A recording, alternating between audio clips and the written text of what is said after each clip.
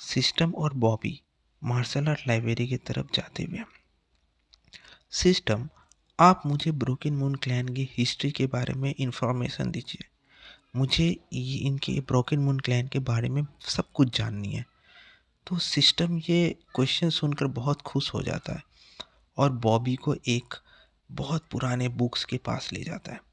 वहाँ पर लिखा हुआ था history of broken moon clan. ये बुक्स देखकर बॉबी बहुत खुश होता है कि मुझे मास्टर सिलेक्ट करने से पहले ये सब जानना बहुत ज़रूरी है और ये सोल फॉरेस्ट के बारे में भी जानना बहुत ज़रूरी है, जिससे मेरा स्ट्रेंथ और मेरा वीकनेसेस मुझे पता चलेगी।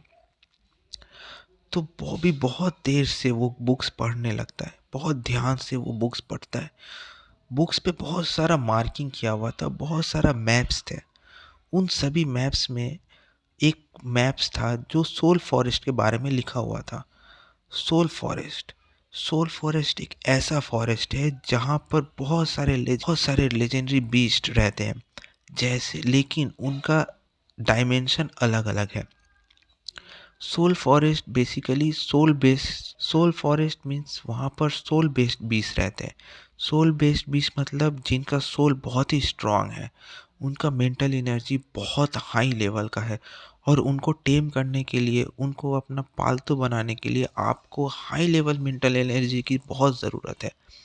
आपको अपना मेंटल एनर्जी पे काम करना पड़ेगा और उसको एक सोल फॉरेस्ट के बीस्ट को आप एक ही तरीके से कंट्रोल कर सकते हो अगर आप वो बीस्ट के साथ ब्लड पैक कर लो। ब्लड पैक मतलब अगर वो बीस्ट और आप एक एग्रीमेंट करते हो, जिसके कारण अगर वो बीस्ट किसी भी, आप उस बीस्ट के आई से देख सकते हो। अगर वो बीस्ट को कुछ हुआ तो आपको पता चल जाएगा। और अगर इसका ओनर मीन्स जिसने ये बीस्ट को टेम किया है, अगर वो मर गया तो मीन्स बीस्ट भी मर जाएगा। बहुत गहरी सोच में पड़ जाता है बॉबी कि अब ये क्या हो रहा है। फिर उसने देखा कि यहाँ पर एक बहुत सारा मैप्स है जहाँ पर क्रॉस मार्क्स है, जो डेड एंड कहते हैं। वहाँ पर जाना मना है। वहाँ पर बहुत सारे लेजेंडरी, जो प्योर ब्लड लेजेंडरी बीस्ट रहते हैं, जैसे कि ईगल, स्नेक्स एंड बहुत सारे लेपर्ड्स एंड लायन, जो कि बहुत स्ट्रांग होते हैं। किसी के पास लाइटनिंग स्पीड होती है, किसी के पास स्मेलिंग स्पीड होती है। ये लोग बहुत डेंजरस होते हैं और ये शिकार को अपना एक बार मार्क कर लेते हैं तो ये बहुत किलोमीटर्स तक इनका पीछा करके इनको मार डालते हैं। तो ये फॉरेस्ट, और हर बीस्ट का एक किंग होता है। जैसे लेपर्ड का हर एरिया का एक किंग होता है। वो किंग बीस्ट किंग कहते हैं उसे। वो बीस्ट किंग बहुत स्ट्रांग होता है और अगर किसी ने वो बीस्ट किंग को टेम कर लिया, जो कि बहुत मुश्किल है, अगर वो बीस्ट किंग को कोई टेम कर लिया तो वो एरिया का ओनर वो बन जाता है और वो बीस्ट किंग उसे बहुत फ़ायदा पहुंचाता है। यही तरीके से करके रे ने एक साउथ ईस्टर्न फॉरेस्ट का बीस्ट किंग को टेम कर चुका है, जिससे वो बहुत सारे बीस्ट को अपने अंडर रखता है और वो उनसे अपना काम कराता है। क्योंकि रे का मेंटल एनर्जी अभी बहुत हाई हो चुका है, रे ने जब वो बीस्ट किंग को टेम किया था ना, तो वो बीस्ट किंग ने आगे फाइट ले चुका था और वो बीस्ट किंग बहुत कमज़ोर था। एक बीस्ट किंग दूसरे बीस्ट किंग को चैलेंज करते हैं, तो जब दो बीस्ट किंग लड़ रहे थे तो चुपके से रे, जो कि एंड्रयू का फ्रेंड है, वो एक बीस्ट किंग को सीवियरली इंजर्ड करने के बाद उसे टेम कर लेता है। उसने वो बीस्ट किंग को कहा कि अगर तुम मेरे साथ ब्लड पैक करो, वरना मैं तुम्हें मार डालूंगा। क्योंकि बीस्ट किंग बहुत वीक था, जिसके कारण रे ने उस बीस्ट किंग को टेम कर लिया था। तो ये सब नॉलेज वो history of broken moon clan books में लिखा हुआ था। हर दिन जो भी कुछ होता है ब्रोकन मून क्लैंस के ऊपर, वो अपने आप इस बुक्स पे आ जाती है। फिर ये बॉबी को पता चलता है कि बहुत सारे हर्ब्स रहते हैं जो कि टाइम इंटेंट के रहते हैं, जैसे बैम्बू सूट रहता है जिसे पीने से वो अपना टाइम इंटेंट बढ़ा सकते हैं। ब्लड रहता है जिससे आप बॉडी स्ट्रॉन्ग कर सकते हो। एंशियंट बीस्ट के ब्लड लेकर अगर हम अपने बॉडी स्ट्रॉन्ग कर सकते हैं। फिर बॉबी बहुत देर से वो देखता है कि ऐसा क्या है, तो उसे पता चलता है कि मास्टर जी ने एंड्रू, लॉर्ड एंड्रू, जो कि किंग एंड्रू है, उसे ट्रेन किया। उन्होंने इतना अच्छे से उसे ट्रेन किया था। उन्होंने लेजेंडरी और forbidden juice jutsu, forbidden techniques पे उसे मास्टर कर रखा था और वो एंड्रू को ट्रेन कर रहे थे। जब एंड्रू को निकाल दिया तो एंड्रू सोल फॉरेस्ट में जाकर उसे कोई सोल फॉरेस्ट मास्टर मिला जो कि एविल था, और उसने एंड्रू को बहुत सारे स्किल्स सिखाया जो कि बहुत डेंजरस है। और एंड्रू उसी स्किल्स सीख कर ये ब्रोकन मून क्लैन को थ्रेट देता है, और ये ब्रोकन मून क्लैन को धीरे धीरे डिस्ट्रॉय कर रहा है। एंड्रू को रोकना बहुत ज़रूरी है। ये चीज़ पढ़कर बॉबी को बहुत शौक लगती है कि सोल फॉरेस्ट में ऐसा क्या है। तो बुक्स पे वो देखता है कि लिखा हुआ था कि नेचर से बड़ा टीचर कोई नहीं है। नेचर हमें हर टाइम कुछ ना कुछ सिखा देता है। तो एंड्रू ने नेचर को अपना मास्टर बनाया। वो डार्क पे, वो गुफा पे जाकर ट्रेन करता था। वो ठंड पे अपना ट्रेनिंग पूरा करता था। तो एंड्रू ने बहुत कष्ट से ये सब हासिल किया। तो इतना एक दिन उसका लक बहुत साथ दिया। उसे एक आई शेड्यूल मिला। आई शेड्यूल मीन्स जिसके अंदर एक बॉक्स था। स्टोन के अंदर एक बॉक्स छुपाया गया था। जब एंड्रू प्रैक्टिस कर रहा था तो वो स्टोन टूट गया और उसमें से 2 आई निकले। वो आई जैसे ही एंड्रू अपने हाथ पे लेता है, और वो आई अपने आप एंड्रू के आई पे जाके लग जाते हैं, और वो तब से आई ऑफ डेथ पे मास्टरी करने लगता है। आई ऑफ डेथ बहुत स्ट्रांग है, बट आई ऑफ डेथ के लिए बहुत सारे काउंटर्स हैं जो कि सोल फॉरेस्ट पे ही है। कुछ कुछ बहुत रेयर एनिमल है जो ये आई ऑफ डेथ को काउंटर कर सकते हैं। जैसे लाइटनिंग ईगल, वो इतना फास्ट है कि आप उस पर मार्क ही नहीं कर सकते हो। अगर आप उसे मार्क ही नहीं कर पाओगे तो उसका सोल आप अपने आई के अंदर कैसे एक्सट्रैक्ट कर पाओगे। आई ऑफ डेथ जो कि सोल बेस्ड है, आपका सोल जितना स्ट्रांग होगा वो उतना ये आई ऑफ डेथ को काउंटर कर पाएगा। और सोल स्ट्रांग करने के लिए आपको अपने मेंटल एनर्जी पे बहुत स्ट्रांगली काम करना पड़ेगा, और आपको बहुत फास्ट होना पड़ेगा। ऐसा ना हो कि अगर वो मार्क, एंड्रू का आई ऑफ डेथ अगर आपके ऊपर मार्क कर गया तो भी आप बच सकते हो अगर आपका सोल बहुत स्ट्रांग है। तो धीरे धीरे बॉबी को सब कुछ समझ आने लगा। वो ये समझ चुका था कि लॉर्ड एंड्रू को हराना कोई ऐसे ही वैसे हम बच्चों की खेल नहीं है। लॉर्ड एंड्रू बहुत डेंजरस हो चुके हैं। वो इमोशनली और फिजिकली बहुत स्ट्रांग है, और उनका उनसे अगर लड़ना है तो हमें अपना सोल को बहुत स्ट्रांग बनाना पड़ेगा। तो बॉबी क्या करता है, वो the history of broken moon clan books को क्लोज करता है, और फिर उसमें से बहुत सारे मैप्स को निकालता है। मैप्स के अंदर मार्किंग था बहुत सारे लेजेंडरी बीस्ट का। जैसे बहुत सारे लेजेंडरी बीस्ट में मैप्स के अंदर 3 मार्क्स ऐसे थे जहाँ पर फॉरबिडन जोन था, जहाँ पर प्योर ब्लड बीस्ट रहते थे। प्योर ब्लड बीस्ट मीन्स वो बहुत ही डेंजरस, और वो एंशियंट टाइम से है ब्रोकन मून क्लैंस पे। तो वहाँ पर जाना बिल्कुल ही मना है। बॉबी ने समझ लिया कि ये जोन से मुझे दूर रहना है। तो बॉबी क्या करता है, बॉबी सिस्टम को आवाज़ देता है, सिस्टम थैंक यू, चलो चलते हैं मास्टर को ढूंढने के लिए। सिस्टम बोलता है ठीक है, ये लाइब्रेरी के बीच में एक स्टोन है, उस स्टोन पे बैठकर तुम्हें ध्यान लगानी है। धीरे धीरे तुम सब कॉन्शियस माइंड पे बहुत सारे मास्टर आएंगे और तुमसे कनेक्ट होने की कोशिश करेंगे। अब तुम्हारे ऊपर है, और तुम्हारे ऊपर है कि तुम कितने मास्टर को अट्रैक्ट कर सकते हो। और तुम्हें लेकिन यहाँ पर कोई एक ही मास्टर को चूज़ करनी है। जैसे-जैसे तुम आगे बढ़ते जाओगे, वैसे-वैसे तुम्हें नए-नए मास्टर और नए-नए लेवल पे मिलते रहेंगे। बॉबी के माइंड पे क्लियर था कि मुझे मास्टर जी चाहिए, मुझे और कोई मास्टर नहीं चाहिए। बॉबी जैसे ही वो स्टोन पे बैठता है, धीरे-धीरे मास्टर आने लगते हैं। कुछ मास्टर रहते हैं जो कहते हैं कि मैं तुम्हें मेंटल एनर्जी पे काम करने के लिए मदद करूँगा।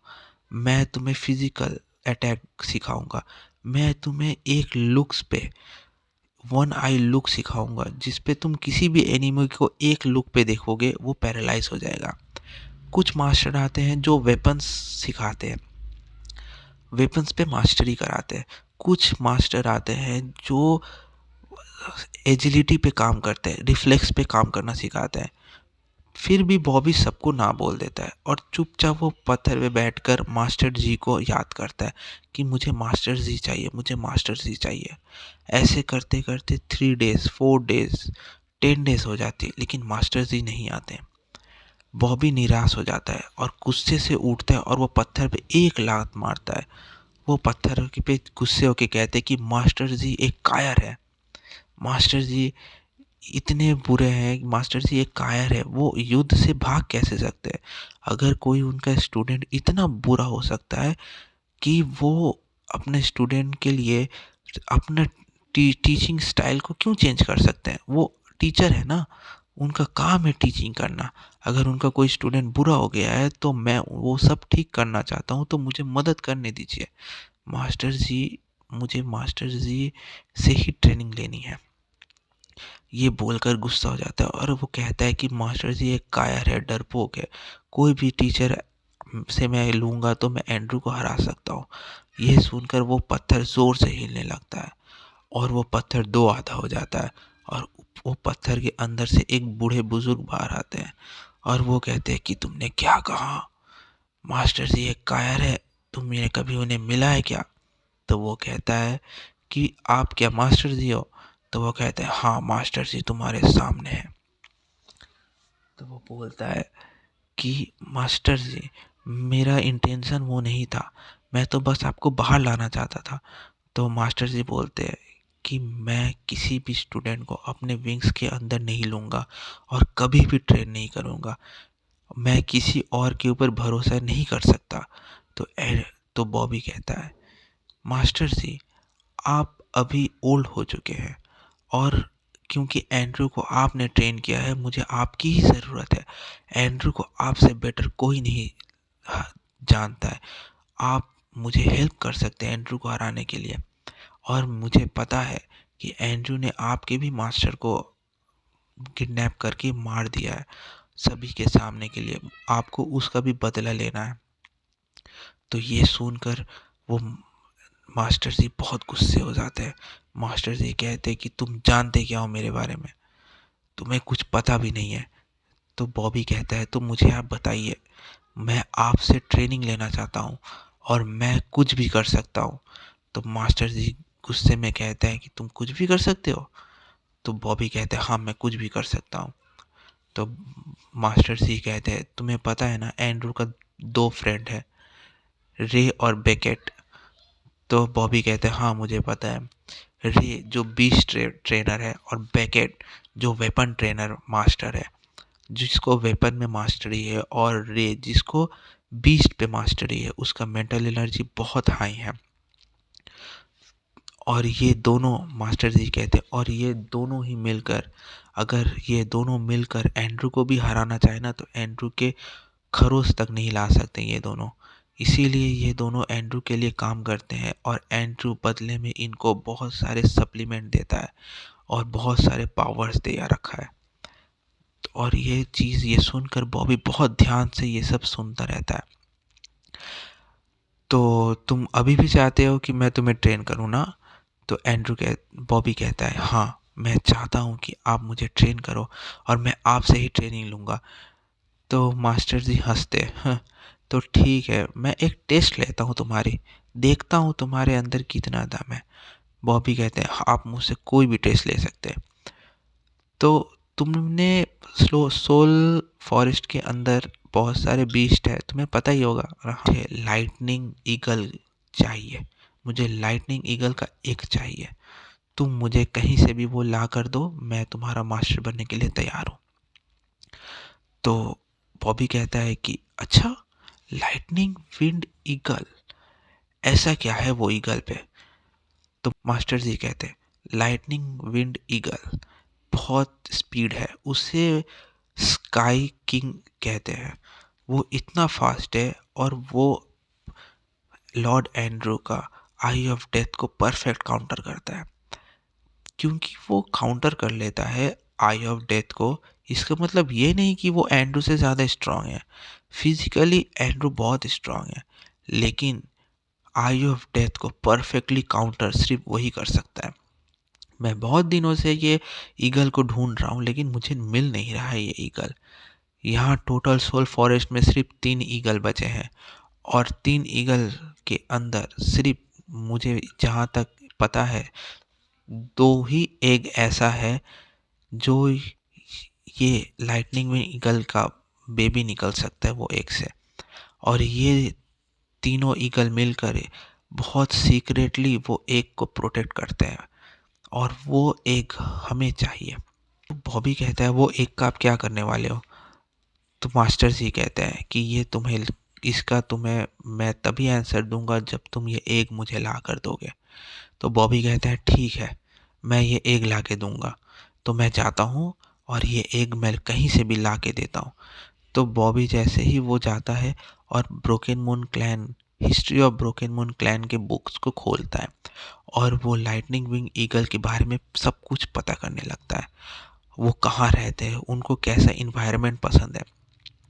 लाइटनिंग विंड ईगल वही रहते हैं जहाँ भी बहुत ज़्यादा थंडर स्टॉर्म होता है, जहाँ पर बारिश होती रहती है, वहाँ पर उनका मिलने की चांस बहुत ही ज़्यादा है। और वो बेसिकली पहाड़ के ऊपर अपना घोंसला बनाते हैं, लेकिन वो कभी भी झुंड पे नहीं रहते हैं, वो अकेले रहते हैं और अकेले शिकार करना पसंद करते हैं।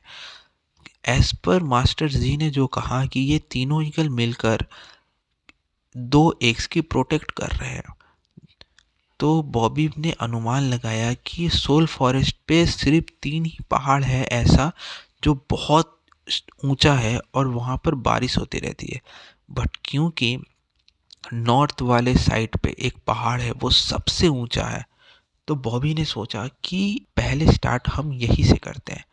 ये सब प्लानिंग सुनकर मास्टर जी बॉबी से बहुत इम्प्रेस होता है, और मास्टर जी कहता है कि ठीक है, क्योंकि तुमने अपना माइंड बना लिया है कि लाइटनिंग विंड ईगल को ढूंढने के लिए, तो मैं तुम्हें 3 स्किल्स देता हूँ। तो बॉबी ये सुनकर बहुत खुश हो जाता है, लेकिन मास्टर जी कहते हैं इस पे मास्टरी करना बहुत ज़रूरी है, और क्योंकि मेरे हेल्प से तुम इसे 2 दिन पे मास्टरी कर सकते हो, तो मैं तुम्हें ये 3 स्किल सिखाता हूँ।